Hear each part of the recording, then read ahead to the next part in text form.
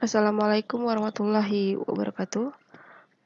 Di pertemuan daring atau kuliah online di mata kuliah Statistika 1 kita kali ini akan belajar tentang uji regresi dan korelasi sederhana menggunakan SPSS. Sebelumnya kita belajar dengan cara manual menghitung uji korelasi dan regresi sederhana secara manual atau kalian hitung sendiri. Nah, sekarang ada alat bantu yang disebut SPSS yang sudah membantu kalian untuk menghitung. Jadi kalian tinggal klik-klik saja. Baiklah, kita langsung saja dengan praktek. Kita ada contoh soal. Kalian buka SPSS kalian.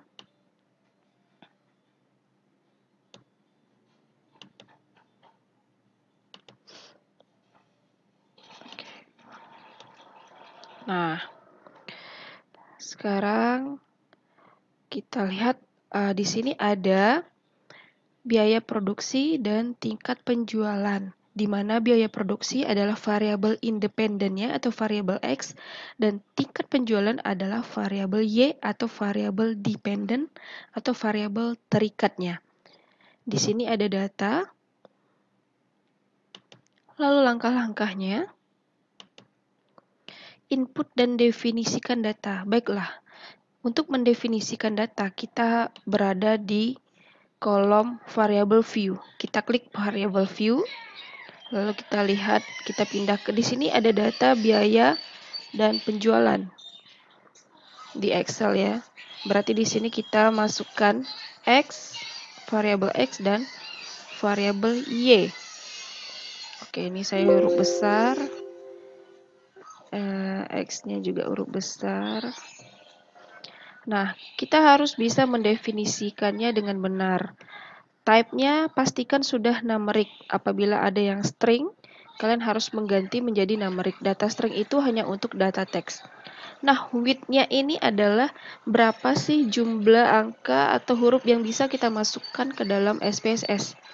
Ini bisa kita taruh 10 atau sesuai keinginan kita. Jadi misalnya 1 triliun kalau cuma 8 itu nggak cukup. Jadi nanti yang dimasukkan hanya sampai 8 angka saja. Sisanya akan terbuang atau tidak termasuk ke dalam SPSS. Kemudian desimal, di sini kita lihat tidak ada angka desimal. Artinya lebih baik ini kita nolkan saja. Nah, label ini apa? Label ini adalah keterangan dari variabel tadi. X itu adalah biaya produksi dan Y adalah penjualan. Nah, value-nya ini kita kosongkan, missing dikosongkan, kolom dikosongkan, align udah ini, kemudian measure-nya jangan lupa diganti skala. Kalau datanya berupa angka, pastikan dia skala. Data ordinal ini adalah untuk data peringkat ya, data peringkat misalnya SD, SMP, SMA, ada peringkat SD itu lebih rendah dari SMP kayak gitu. Kalau nominal hanya berupa teks dan ini sudah dipelajari pada awal pertemuan jenis-jenis data ya. Nah, kemudian data view ini adalah tempat kita memasukkan datanya. Berarti ini tinggal kita copy. Jadi pastikan data di Excel sama ya, kolom yang kiri X, kolom kanan Y. Jadi kita lebih mudah untuk mengcopy paste istilahnya seperti itu. Nah, setelah seperti ini, langkah berikutnya analyze, regression, and linear. Apa yang kita lakukan adalah klik analyze. Kita akan melakukan analisis. Kemudian kita klik regression dan linear. Masukkan variabel biaya produksi ke kotak independen dan variabel tingkat penjualan ke kotak dependen. Oke, berarti X udah lebih mudah ya kalau sudah ada tulisan dan lambang seperti ini. Berarti Y-nya di dependen dan X-nya ke independen. Kemudian klik tombol statistik. Nah, di sini sudah ada setting default ya, estimate dan model fit. Jadi kalau misalnya tiba-tiba kalian buka belum ada ini, pastikan dua ini sudah terklik lebih dahulu. berikan tanda centang pada part and partial correlation and Darwin-Watson. Ini untuk melihat uji kolinearitas ya, uji korelasinya. Dan yang ini untuk melihat uji korelasi yang kita bahas kemarin. Kalau misalnya mendekati 1 hubungannya kuat, mendekati 0 hubungannya sangat tidak kuat, seperti itu. Lalu kita klik Darwin-Watson yang berguna untuk melakukan uji asumsi autokorelasi. Lalu klik tombol plot. Masukkan S-resid ke kotak Y dan ZPRED ke kotak X. Masukkan ini ke kotak Y, masukkan ini ke kotak X. Oke, jangan salah masukkan dan jangan terbalik. Dan kemudian kita centang normal probability plot dan histogram. Ini kita klik dua ini, klik continue. Udah dilakukan step-step yang tadi sebelumnya, sekarang kita tinggal klik OK. Lalu akan keluar Windows output. Ini ada 2 ya. Oke, semudah itu. Jadi kalau kemarin kalian ngitung satu-satu terus pakai kalkulator, ini sudah dihitungkan dan kita tinggal menganalisis hasil outputnya. Jadi di sini ada model summary, ada ANOVA, ada koefisien, ada residual statistik, ada chart atau gambar-gambarnya. Baiklah, kita bahas satu-satu. Namun, sebelum kita bahas satu-satu, ada yang perlu kita perhatikan. Ada yang perlu kita bahas, yaitu uji asumsi. Oke. Nah, uji asumsi ini adalah syarat yang harus dipenuhi apabila kita ingin melakukan uji regresi. Jadi uji asumsi itu adalah syarat. Apabila syarat ini tidak dipenuhi, maka kita harus memperbaiki sampai syarat ini terpenuhi, baru kita bisa melakukan analisis regresi. Apabila tidak terpenuhi, berarti kita harus menganalisis dengan cara yang lain. Baiklah, apa aja uji asumsinya? Yang pertama, uji normalitas residual. Nah, uji normalitas residual digunakan untuk menguji apakah nilai residual yang dihasilkan dari regresi terdistribusi secara normal atau tidak. Residual itu adalah selisih antara predicted value atau nilai yang diprediksi dengan nilai yang sebenarnya. Jadi model regresi yang baik adalah yang memiliki nilai residual yang terdistribusi secara normal. Metode yang digunakan adalah metode grafik, yaitu dengan melihat penyebaran data pada sumber, diagonal pada grafik, normal PP plot of regression. Jadi ini ya yang kita klik. Nah, ini dia gambarnya.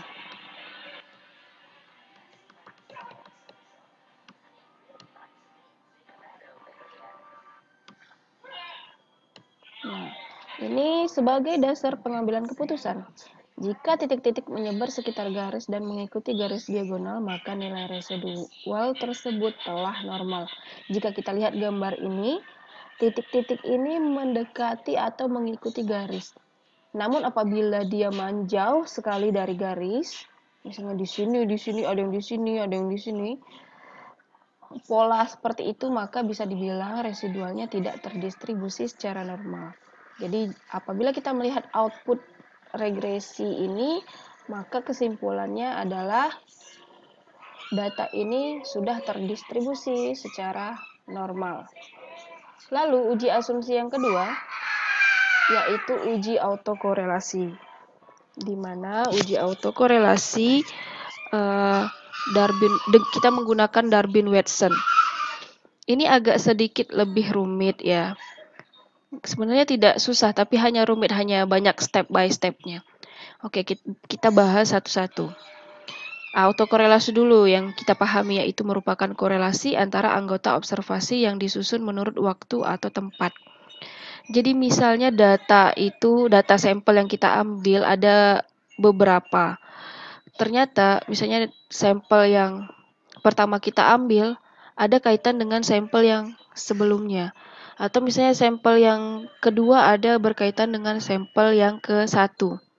Jadi ada hubungan antara data yang kita ambil sekarang dengan data yang sebelumnya. Untuk lebih tahu apa lagi itu autokorelasi, kalian bisa cari tahu sendiri di buku ataupun bisa mencari di internet. Sekarang yang kita perlu ketahui adalah bagaimana sih cara mendeteksi ada atau tidak autokorelasi.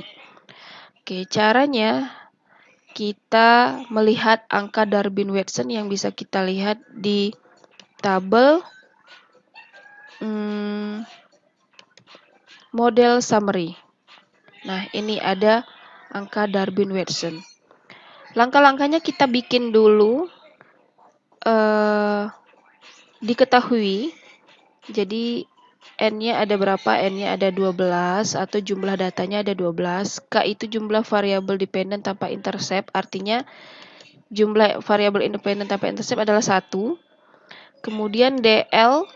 Nah, DL DU ini kita lihat di tabel Darwin-Watson. Nih. Oke. Lalu kita lihat DL-nya berapa, DU-nya berapa, kita tentukan.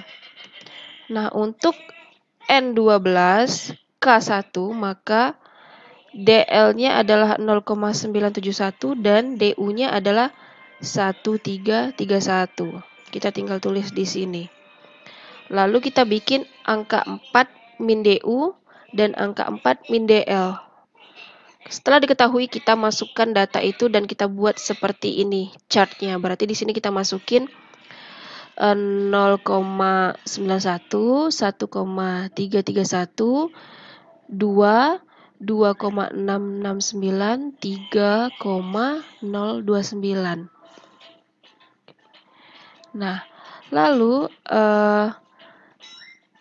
kita lihat D-nya. Oke, DW. Oke, DW Darwin-Watson-nya adalah 0,370 ya, di sini ya, 0,370. Nah, kita lihat 0,370 ini berada di mana? Ya, berarti berada di sini. Jika berada di sini, artinya kita reject H0 atau kita reject artinya kita tolak H0.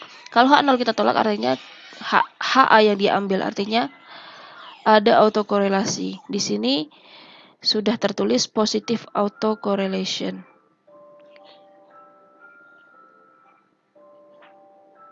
Oke. Oh, maaf, ini salah. Kesimpulannya adalah positif autokorelasi. Nah, ini dia. Jadi, yang penting kita ketahui dulu apa aja N, K, DU, DL, kita lihat tabel, lalu kita bikin garis seperti ini, skala seperti ini, lalu kita lihat di manakah posisi Darwin-Watson-nya, baru kita bikin kesimpulan. Oke, nah berikutnya adalah uji asumsi heterokedastisitas. Uji heterokedastisitas ini adalah heterokedastisitas, emang agak belibet ya karena panjang.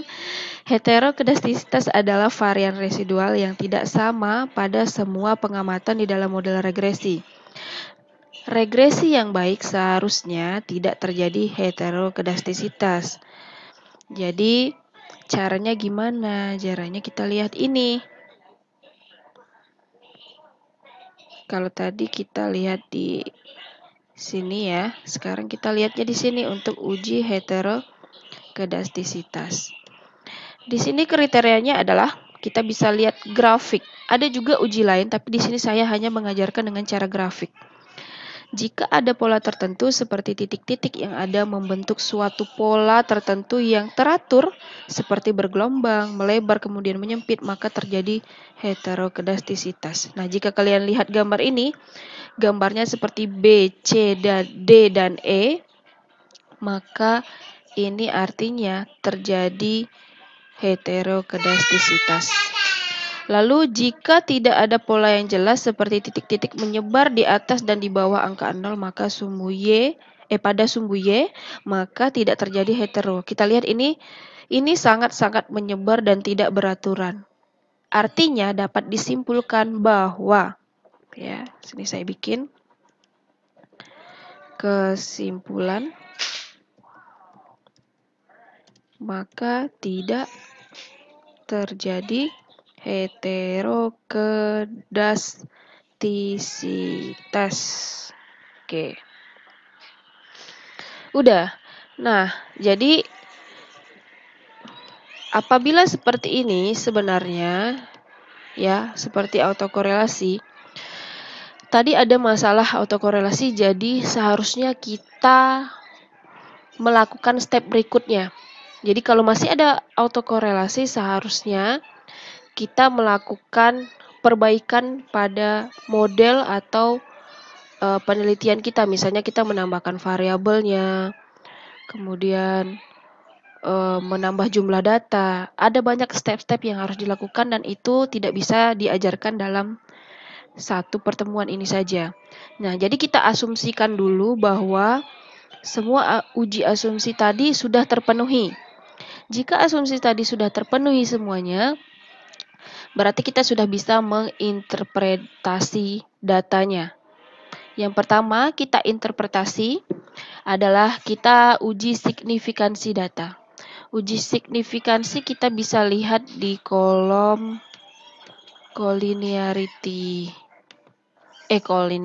koefisien.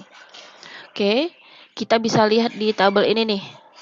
Jadi ada dua cara untuk menentukan signifikansi. Cara yang pertama itu dengan membandingkan T hitung dan T tabel.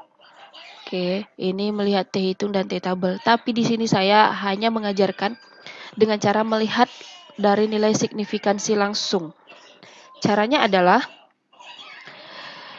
jika signifikansi kurang dari 0,05, maka H0 diterima atau artinya variabel X tidak berpengaruh signifikan terhadap Y. Kalau signifikansi lebih dari 0,05, maka H0 ditolak, artinya variabel X berpengaruh signifikan terhadap Y. Gampangnya gini aja deh, intinya angka ini harus di bawah 0,05. Ya, angka ini harus di bawah 0,05. 0,05 itu sama dengan signifikansi pada 5%. 5% artinya kita yakin penelitian kita ini tingkat kesalahannya adalah 5% saja. Oke, jadi artinya semakin kecil signifikansinya semakin bagus, artinya semakin kecil tingkat kesalahan yang kita yakini. Maka dia harus berada di bawah 5% atau di bawah 0,05. Jika kita lihat ini 0,048 di mana ini adalah signifikansi dari variabel dari variabel biaya produksi. Artinya, biaya produksi ini berpengaruh signifikan terhadap Y. Ya, jadi kalau dibuat kesimpulan signifikansi lebih kecil dari 0,05 atau 0,048 kurang dari 0,05 maka H0 ditolak. Jadi dapat disimpulkan bahwa biaya produksi berpengaruh terhadap tingkat penjualan. Lalu yang kedua, kita lihat model summary.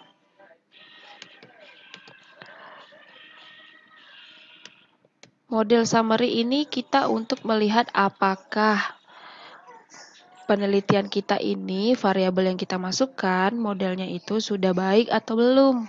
Kita bisa langsung lihat di R. R ini adalah korelasi yang kemarin kita pelajari itu. Jadi kalau misalnya mendekati 1, artinya hubungannya semakin erat. Kalau mendekati 0, artinya hubungannya semakin lemah. Nah, di sini R didapat 0,580, artinya korelasi antara variabel biaya produksi dengan tingkat penjualan sebesar 0,58. Hal ini berarti terjadi hubungan yang erat karena nilai mendekati 1. Kemudian, apabila angka ini dipangkatkan menjadi 2, ya menjadi pangkat 2, maka itu menjadi R square. R square ini artinya ini menunjukkan persentase sumbangan pengaruh variabel independen terhadap variabel independen. R square ini harus dipersenkan dulu.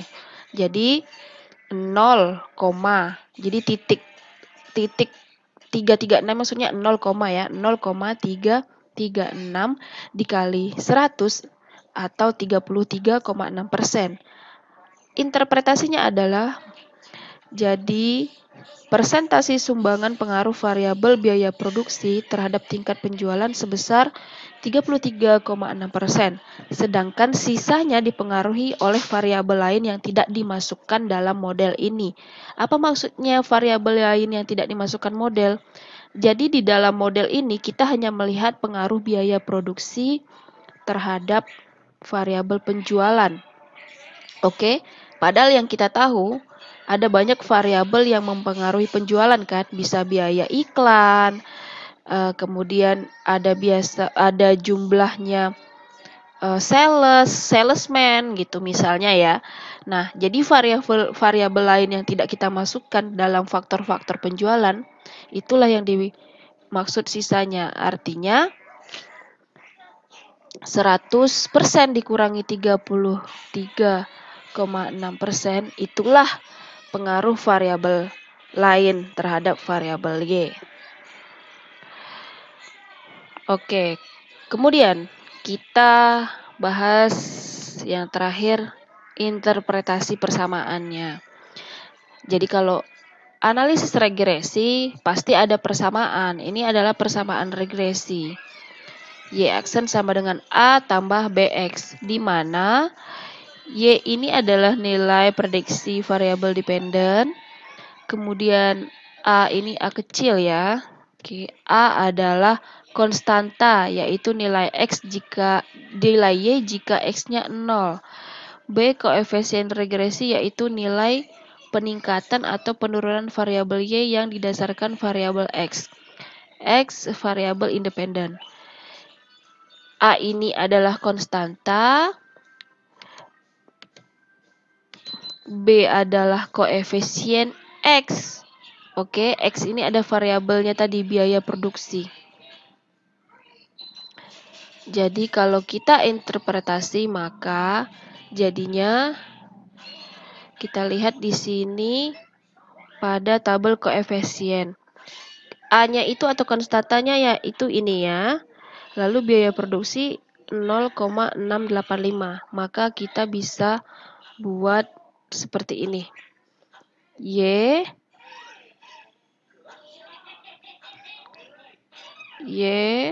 aksen sama dengan A adalah nih 55 41 42 71,26 ditambah koefisien B-nya adalah ini 0,685.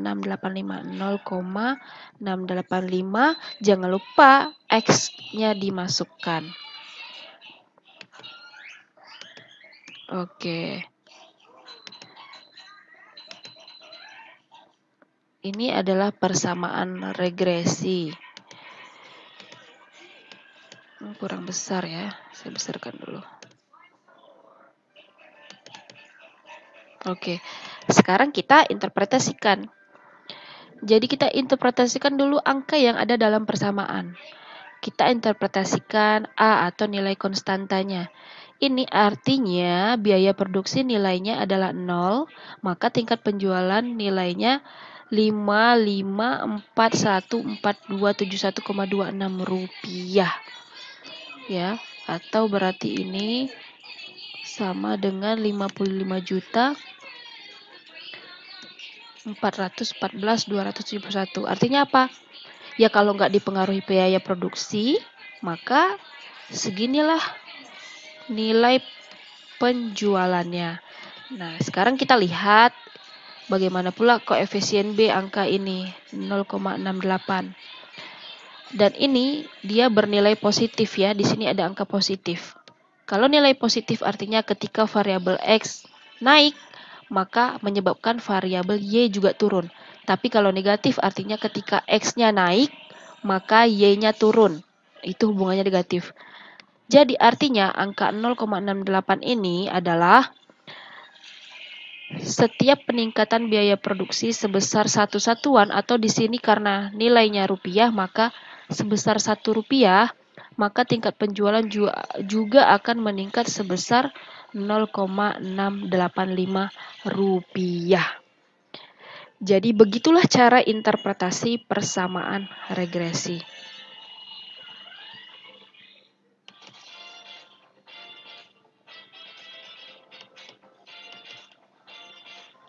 Oke, sampai sini selesai pertemuan kita.